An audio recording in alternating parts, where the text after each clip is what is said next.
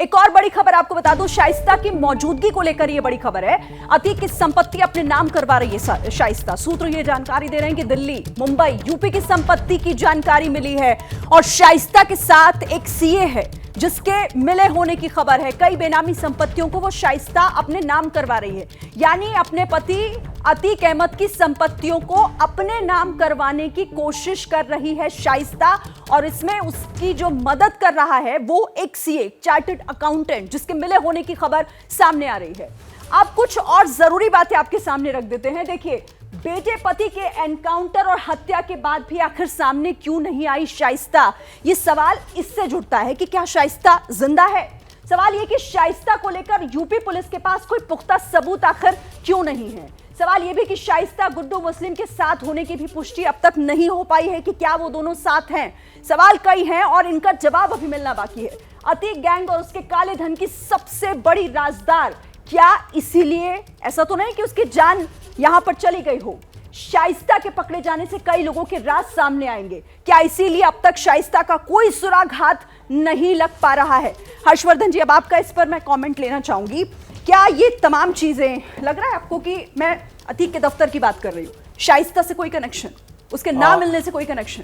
नहीं, मुझे लगता है कि शेरिन कनेक्शन निश्चित तौर पर हो सकता है, लेकिन एक बात मुझे नहीं लगती है, मैं इस थ्योरी को नहीं पचा पाता कि शाइस्ता जिंदा नहीं है।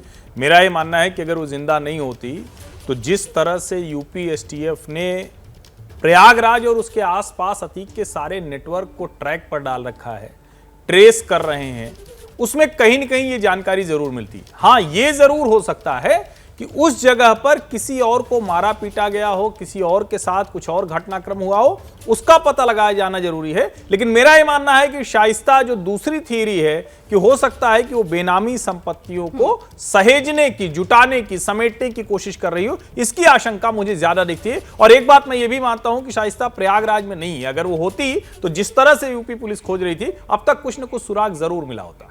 सर, लेकिन सवाल तो ऐसा भी उठता है ना सर, और मैं यहाँ पर प्रेम प्रकाश जी आपका रुख करना चाहूंगी कि मतलब बेटे का एनकाउंटर हो जाता है, पति और देवर की हत्या हो जाती है, लेकिन बावजूद उसके सामने ना आए। मतलब एक महिला होने के नाते, एक माँ होने के नाते, एक पत्नी होने के नाते आपको लगता है कि ये संभव है? यही रोक रहा है शाइस्ता को सामने आने से? देखिए, एक वो संगीन अपराध की एक्यूज्ड है। हाँ। और उसे ये पता है कि उसकी गिरफ्तारी होने का अर्थ है कि वो लंबी जेल जाने का उसकी तैयारी है। आज उत्तर प्रदेश पुलिस के प्रयागराज पुलिस ने एक बयान भी जारी किया है कि वहाँ किसी प्रकार की लाश होने की कोई संभावना नहीं है। ओके। और साथ ही उन्होंने ये भी कहा है कि हम अभी इन्वेस्टिगेशन कर रहे हैं और मीडिया इसमें अनर्गल कोई बयानबाजी ना करे। तो मुझे लगता है कि इसमें अभी हम जब तक कि कोई पुख्ता कोई सबूत ना हो तो वहाँ इस तरह का कोई भी बात करनी। शाइस्ता के बारे में मैं विश्वास से कह सकता हूँ कि वह उसका कोई वहाँ लाश होना या कोई उसके साथ घटना होना ये लगभग असंभव है। आप अतीक के दफ्तर से उसे क्योंकि नहीं... चकिया का जो दफ्तर है वो ऐसी खुली जगह पर है। आधा से ज्यादा उसमें तोड़ा जा चुका है, बिल्कुल कॉर्नर का प्लॉट है ये, और ध्वस्त हालत में ये बिल्कुल सबको नजर आता है। अगर आप जो उसका ओवर ब्रिज है वहां से देखेंगे बिल्कुल क्लियर, उसके ऊपर से भी पूरा नजर आएगा उसका व्यू। 2 रोड है उसके साथ में, तो वहां कोई भी घटना इस तरह और वो भी शाइस्ता के साथ होना, ये लगभग it is next to impossible. Alan Raut sir, ये सवाल इसलिए भी थोड़ा सा जहन में उठता है कि जहां पर खून के धब्बे मिले, खून के निशान, खून से सना हुआ दुपट्टा मिलता है, टूटी हुई चूड़ियां मिलती है, और जिस तरह से लग रहा है कि यहाँ पर कुछ ना कुछ तो ऐसा हुआ है जो सामान्य नहीं है। जी बिल्कुल सही कहा आपने कि सामान्य वाला सीन ऑफ क्राइम नहीं है, और खास तौर से दुपट्टे का मिलना, चूड़ी का मिलना और ब्लड स्टेन्स का मिलना, इससे ये जाहिर होता है किसी वुमेन के साथ में कुछ क्राइम हुआ है, ये ऐसा प्रतीत होता है। लेकिन ये भी हो सकता है कि कोई यहाँ पर इसको भटकाने के लिए बात की जा सकती है। लेकिन जितना मैं भी सहमत हूँ अपने दोनों कोऑपरेट से कि शाइस्ता का इस केस से, इस जगह से कोई कनेक्शन होना बहुत रेयर चीज़ है। उसका मरना भी मैं समझता हूँ अभी जरूरत नहीं है, क्योंकि हो सकता है कि अपनी प्रॉपर्टीज को संभालने में। ठीक है सर, यानी आप इस थ्योरी से इत्तेफाक नहीं रखते। मैं एके जैन सर का रुख करना चाहूंगी, वो भी हमारे साथ लगातार इस चर्चा में बने हुए हैं। एके जैन सर, एक सवाल बहुत यहाँ पर जहन में उठता है सर, क्या आपको भी लग रहा है कि वाकई अगर शाइस्ता का इन सब से लेना देना नहीं है तो फिर वो सरेंडर क्यों नहीं कर देती सर? भागती क्यों फिर रही है? सरेंडर का रास्ता क्यों नहीं?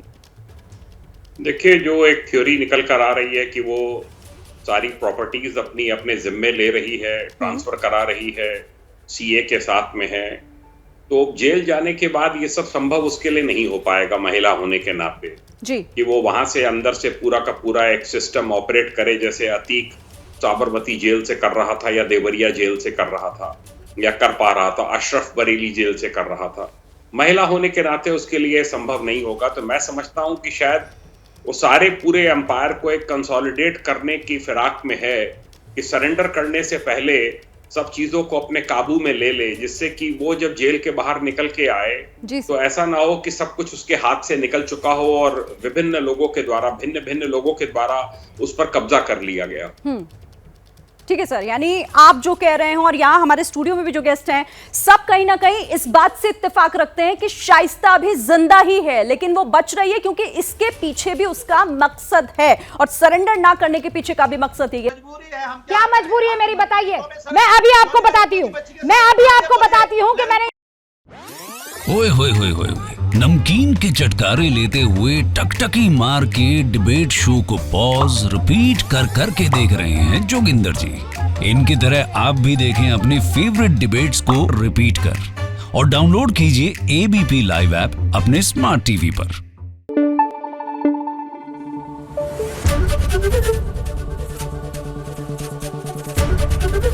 एबीपी न्यूज आपको रखे आगे।